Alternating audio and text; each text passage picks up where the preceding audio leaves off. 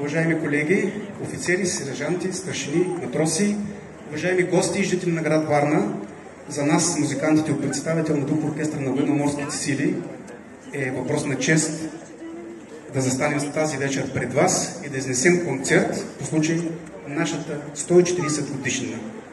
В този концерт сме се опитали да направим една ретроспекция, начина по който са звучали оркестрите пред самото създаване. Опитали сме се да покажем техните предизвикателства с концертната програма, с репертуара, с вижданията на диригентите, първо на чешките, но после на българските. И надяваме се с тази програма да ви върнем назад във времето, както е с изложбата, и с тази ретроспекция да стигнем до днешни дни. По традиция оркестъра ще започне първото произведение с марш. А след този марш ще обявя как се казва и се надявам да усетите особеното в този марш.